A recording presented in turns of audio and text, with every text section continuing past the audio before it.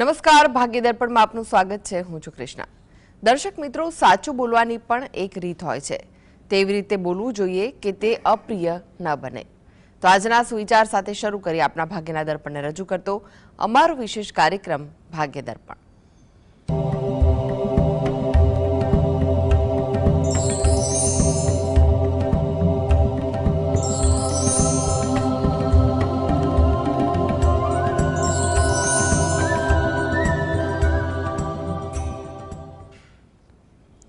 તો ભાગ્ય દર્પણમાં આપના પ્રશ્ન નિરાકરણ, રાશિફળ, પંચાંગ વિશે માહિતી અને માર્ગદર્શન આપવા માટે આપણી સાથે જોડાઈ ગયા છે જાણીતા જ્યોતિષાચાર્ય ડોક્ટર હેમિલભાઈ લાઠિયા। હેમિલભાઈ, ભાગ્ય દર્પણમાં આપનું સ્વાગત છે। નમસ્કાર। નમસ્કાર હેમિલભાઈ, સૌથી પહેલા વાત કરીએ આજના પંચાંગ વિશે। તો શું છે આજનું પંચાંગ તે જણાવશો? આજે તારીખ 28/12/2025 રવિવાર, પોષ સુદ આઠમ, તિથિ છે 11:59 સુધી, ઉત્તરાભાદ્રા નક્ષત્ર છે 8:42 સુધી, પછી રેવતી નક્ષત્ર છે। વરિયાન નામનો યોગ છે અને બવ નામનું કરણ છે। આજની રાશિ છે મીન, કે જેના નામાંક્ષર છે દ, ચ, ઝ, થ। દિન વિશેષમાં જોઈએ તો આજે સામાન્ય દિન મહિમા છે। જી હેમિલભાઈ, રાશિફળની વાત કરીએ। રાશિમંડળની પ્રથમ 3 રાશિ મેષ, વૃષભ, મિથુન રાશિના જાતકોનો આજનો દિવસ કેવો રહેશે? મેષ રાશિ, કે જેના નામાંક્ષર છે અ, લ, ઈ। આજે આ રાશિના જાતકોએ થોડી ધીરજ રાખવી। ધીરજ એમના કામકાજમાં, વાતચીતમાં કે કંઈ પણ બાબતે આજે જેટલી ધીરજ એની દિનચર્યામાં રાખશે એટલી દિનચર્યા એની અનુકૂળ બનશે। થોડા વ્યવહારુ પણ બનવું, કામની બાબત હોય કે અન્ય બાબત, વ્યવહારુ બનવાથી પણ તમારા કામકાજ અને દિનચર્યા પર પણ સારી અને સરળ અસર બની શકશે। થોડી વ્યસ્તતા પણ આજે રહે। નાના નાના કામકાજમાં પણ ધાર્યા કરતાં વધુ સમય પસાર થાય તેવું બની શકે। વૃષભ રાશિ, કે જેના નામાંક્ષર છે બ, વ, ઉ। આ રાશિના જાતકોને આજે કોઈ જગ્યાએ મુલાકાત દરમિયાન ઓળખાણ તાજી થાય। ઘણી જૂની ઓળખાણ તાજી થવાથી મનમાં ખુશી અને સંતોષનો ભાવ પણ આજે વધુ જાગે। આતુરતા તમારા સ્વભાવમાં રહે। કોઈ જગ્યાએ વાત જાણવાની હોય, રજૂ કરવાની હોય વગેરે બાબતેની આતુરતા તમારા સ્વભાવમાં રહે તેવું બની શકે। માટે આતુરતાને કારણે ક્યાંક ઉશ્કેરાટ ન આવી જાય તેનું પણ ધ્યાન રાખવું। વાર્તાલાપમાં પણ શાંતિ જાળવવી, જેથી કરીને વાર્તાલાપ સરળ અને સુયોગ્ય રહી શકે। મિથુન રાશિ, આ જાતકોને આજે કોઈ જગ્યાએ મુસાફરી થાય કે તેનું આયોજન થાય તેવું બની શકે। મુસાફરીની બાબતમાં આજે થોડી ખુશી અને ઉત્સાહનો ભાવ પણ થોડોક વધુ જોવા મળે। કામકાજમાં ધીરજ રાખવી, જેથી કરીને રઘવાટ ન રહે, કારણ કે રઘવાટ ઉતાવળને કારણે કામકાજમાં કોઈ જગ્યાએ દ્વિધા ઊભી ન થાય। માટે આજે જેટલી ધીરજ રાખશો એટલી કામકાજમાં સરળતા રહેશે અને કામકાજ પણ રાબેતા મુજબ થઈ શકશે। ધાર્મિક ભાવ, ધાર્મિક વિચાર, ધાર્મિક આચરણ આજે તમારી દિનચર્યામાં વધુ જોવા મળે। જી એક દર્શક મિત્ર જોડાઈ ગયા છે, ગણેશભાઈ છે। ગણેશભાઈ, આપને જેમના માટે પ્રશ્ન પૂછવો હોય તેમની જન્મ તારીખ જણાવો। મારું નામ જનકભાઈ છે બેન। હા, 24/7/57 જનકભાઈ। જી સમય કયો છે જન્મનો? 5:25 સંભળાય બરાબર? 5:25 સાંજના। 5:25 હા, સાંજના। જી અને સ્થળ કયું છે જન્મનું? જન્મનો સ્થળ મહીસાગર ભાદ રોડ। જી સવાલ જણાવો, શું પૂછવું છે? મારા 2 પ્રશ્ન છે। જી આવવાનું વર્ષ કેવું છે, 26 સાલ કેવું જશે? અને બીજું કે ગુરુજીને મેં કહેલું તો એમણે હનુમાન ચાલીસાનું કહ્યું હતું તે હું કરું છું. 5-6 મહિના થઈ ગયા પણ હજુ મારું ઘર વેચાતું નથી. એના માટે શેનું ઘર? ઘર વેચવાનું છે. અચ્છા, મારું અચ્છા. 2 ઘર છે જી, એમાં જી. હાલવાનું છે ઇલાવનું. અચ્છા અચ્છા. જો સૌ પ્રથમ તો આપણે તમારે નવા વર્ષ 2026ની વાત કરીએ તો 2026માં તમારું જે વર્ષ છે એ સાધારણ છે. એટલે તમે તમારું જે પ્રકારનું આયોજન હશે, જે પ્રકારની મહેનત હશે એ મુજબ ફળ મળશે. એટલે યોગ્ય ગણતરી અને વ્યવહારુ અભિગમ સાથે વર્ષમાં તમારે કામકાજ કરવાનું રહેશે.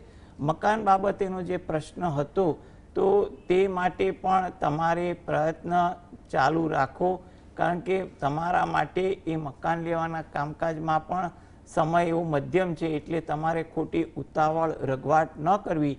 તમે હનુમાનજી દાદા પર ભરોસો રાખો, હનુમાન ચાલીસાના પાઠ વાંચો, પ્રાર્થના કરો, તો જેથી કરીને અનુકૂળતાએ તમારા મકાનને લગતું કાર્ય પણ થઈ જશે.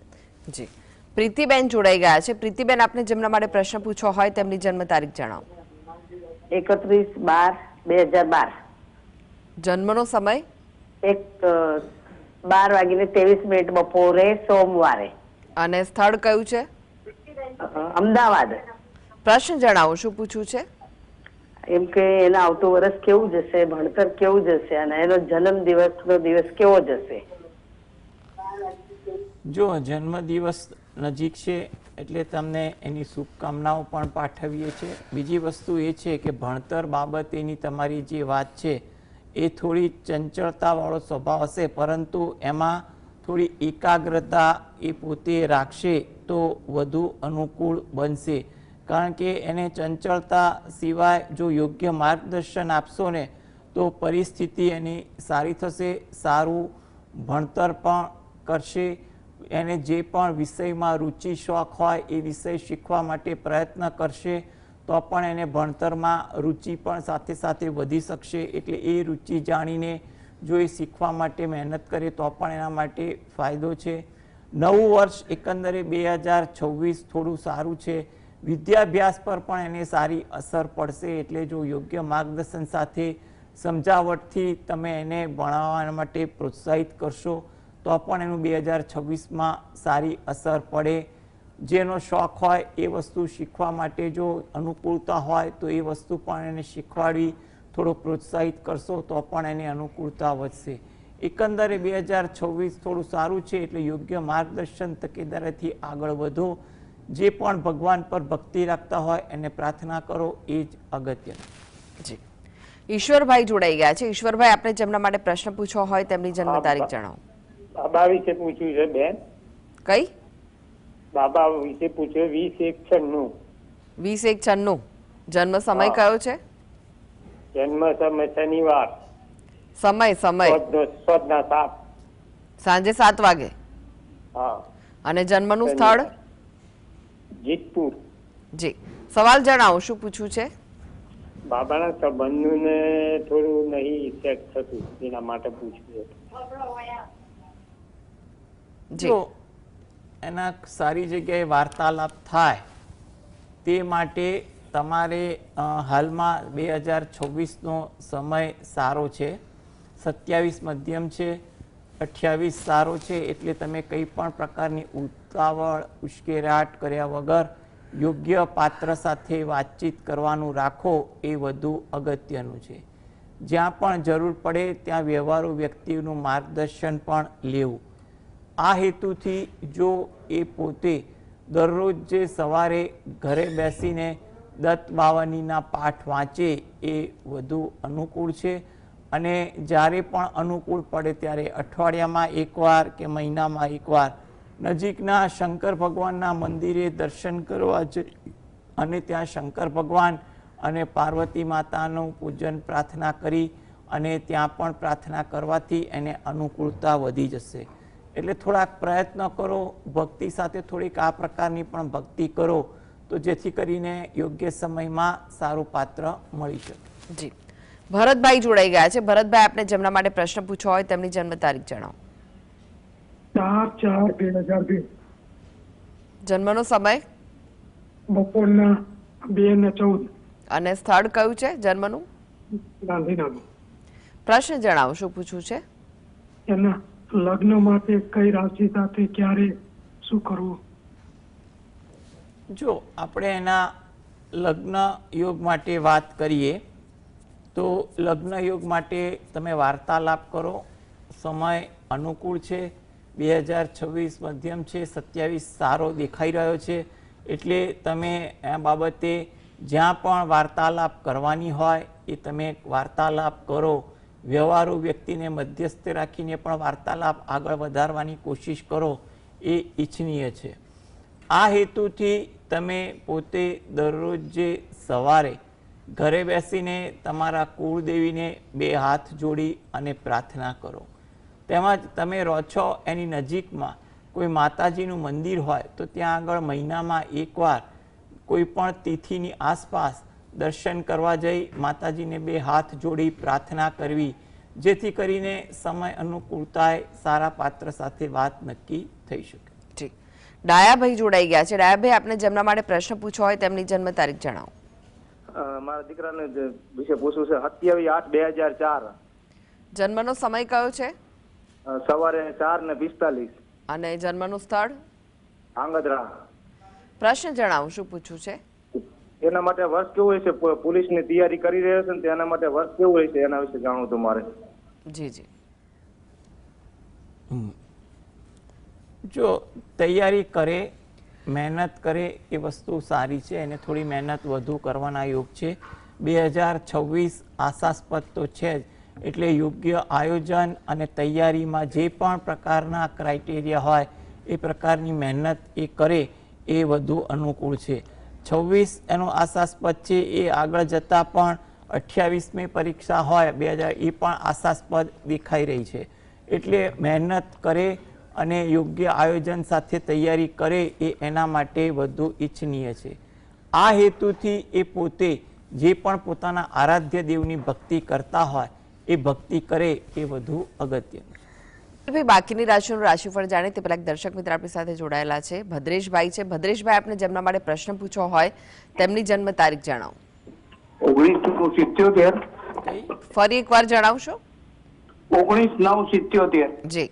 જન્મનો સમય કયો છે? સમય બપોરે 12:45 અને જન્મ સ્થળ કલોલ છે.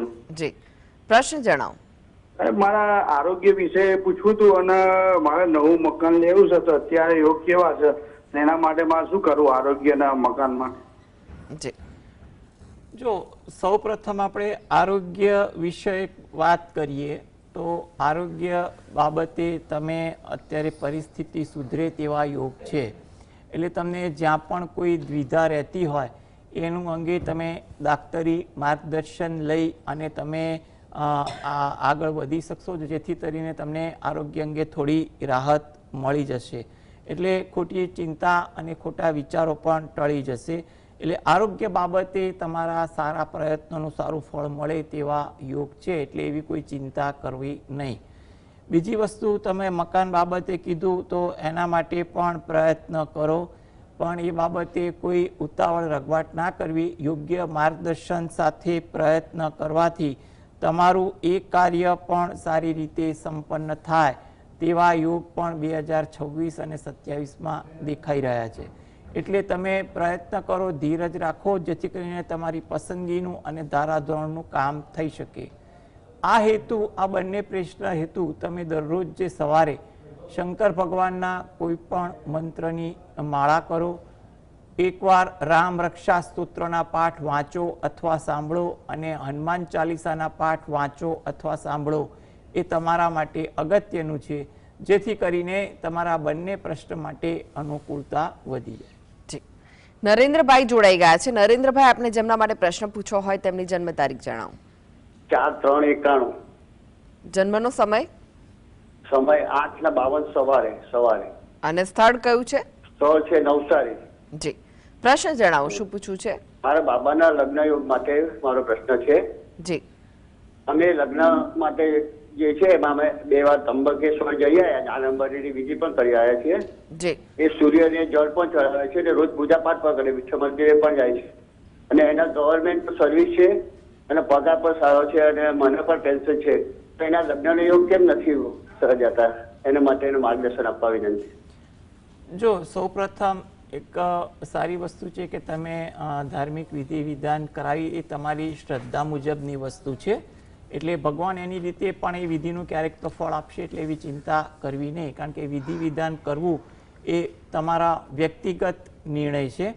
હવે બીજી વસ્તુ છે કે તમારા માટે એક અગત્યની વાત એ કહીએ કે જે લગ્ન યોગ છે એ લગ્ન યોગ માટે પ્રયત્ન તમે ચાલુ રાખો. અને એના માટે અત્યારે 2026-27 બંને આશાસ્પદ છે. એટલે યોગ્ય જગ્યાએ તમે વાર્તાલાપ, તમારા વિચારોને અનુકૂળ થઈને તમે કરો એ વધુ અગત્યનું છે. વધુ પડતું અપેક્ષા ધારાધોરણ રાખ્યા વગર વ્યવહારુ રીતે વિચાર કરવો એ પણ તમારા માટે આ બાબતે અગત્યતા છે. એટલે તમે યોગ્ય રીતે પ્રયત્ન કરો. જે પણ ભગવાન પર શ્રદ્ધા રાખો, પૂજાપાઠ હાલ કરો છો એ ચાલુ રાખો, તો જેથી કરીને જે સારો સમય આવી રહ્યો છે એમાં તમારું ક્યાંક નક્કી થઈ શકે. જી હેમિલભાઈ, ફરી એકવાર રાશિફળની વાત કરીએ. કર્ક, સિંહ, કન્યા રાશિના જાતકોનો આજનો દિવસ કેવો રહેશે? કર્ક રાશિ કે જેના નામાંક્ષર છે ડ અને હ. વાતચીત કરવામાં આજે થોડું ધ્યાન આપવું, તો જેથી કરીને વાતચીતમાં કોઈ દ્વિભાષી વાત ન થાય કે ખોટા અર્થઘટનવાળી વાત ન થાય. ઉતાવળ કરવાની વૃત્તિ આજે તમારા સ્વભાવમાં રહે, જેને કારણે ક્યાંય રઘવાટ ઊભો ન થાય તેનું પણ ધ્યાન રાખવું. વાહન ધીમે ચલાવવું એ તમારા માટે અગત્યનું છે. સિંહ રાશિ કે જેના નામાંક્ષર છે મ અને ટ. કોઈ નવી વાત જાણવા મળે, શીખવા મળે તેવું પણ બને. લાગણીની કદર થાય, તમારી પ્રશંસા થાય, તમારું માન આદર જળવાય તેવું બને. કન્યા રાશિ જેના નામાંક્ષર છે પઠણ. મિત્રો સાથે સમય પસાર થાય, કંઈ પણ વિષય વસ્તુની ચર્ચાઓ થાય, એમાં સમયનો વ્યય પણ વધે. માટે આ બાબતે થોડીક તકેદારી રાખવી અને થોડી ધીરજ તમારી વાતચીત, કામકાજ, વાહન ચલાવવામાં રાખવી ઈચ્છનીય છે. જી નરેન્દ્રભાઈ જોડાઈ ગયા છે. નરેન્દ્રભાઈ, આપને જેમના માટે પ્રશ્ન પૂછવો હોય તેમની જન્મ તારીખ જણાવો. 23/10/1960. જી જન્મનો સમય કયો છે? 5:30 વાગે અને સવારે. ઓકે, સ્થળ કયું છે? ખેડ બ્રહ્મા. સવાલ જણાવો, શું પૂછવું છે આપને? સ્વાસ્થ્ય માટેનો.